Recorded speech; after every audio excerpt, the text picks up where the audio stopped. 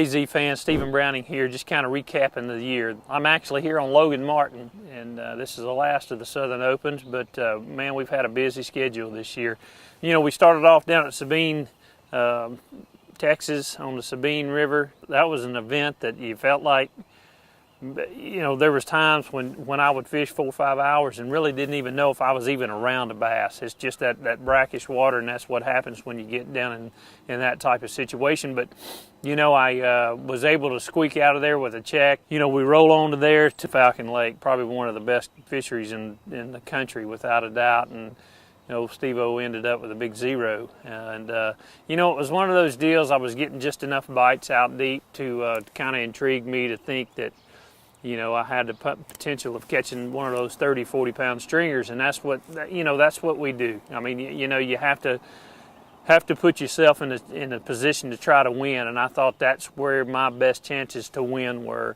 And, you know, it didn't work out real well for me the first day. The second day, you know, the pressure's off because, you know, you're just fishing to be fishing, so to speak. So, you know, we ended up way down on the bottom, and you know, it was just a bad decision. Fish your strengths and then make your changes that way.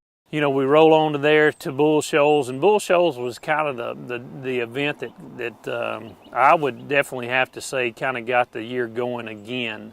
You know, I was able to make the cut there, but I was able to make the cut by some late catches on day 2.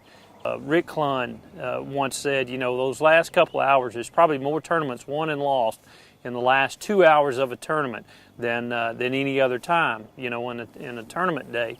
I want to fish just as strong those last 2 hours as I did the first 2 hours. And, you know, was able to catch a keeper fish right at the buzzer at Bull Shoals, put me in the 50 cut, and went on and caught a decent stringer the next day and moved up a few places.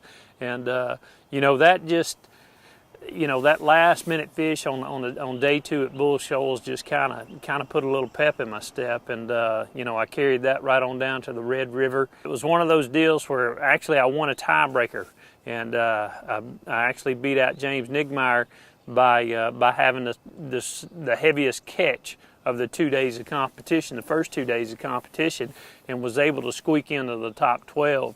I'm pretty sure in the history of bass, nobody has came from 12th place to win the event. The week before, Jason Christie came from 11th to win the event, and just kind of showed you that, by gosh, you know, if you're fishing that last day, you know, anything can happen. That's what happened at the Red River.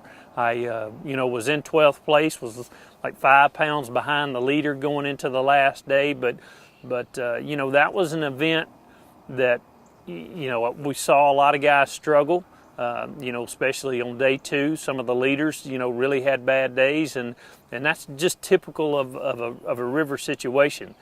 You know, you kind of run out of fish, and you know, I think that's what happened. River flow kind of slowed down that last day. The area that I went to was an area that, you know, I'd found some fish on the very first afternoon of practice. I was actually throwing the original chatterbait, chartreuse and white, had me a little flapping crawls on the back end of it, and I actually cut the hook off. There was a couple of guys that, competition guys that were in there, and, you know, that's one of the things that I always try to keep a handful of baits that have the hooks cut off of them, especially the chatterbait. I mean, it's, you know, that's a feel bait. You know, you wind it around, you can feel what it's doing down there. And it was just a deal where, you know, I had 2 or 3 bites. I actually had an opportunity to see one, and knew that it was of the right caliber. So, you know, that's a good search bait for me. I use it.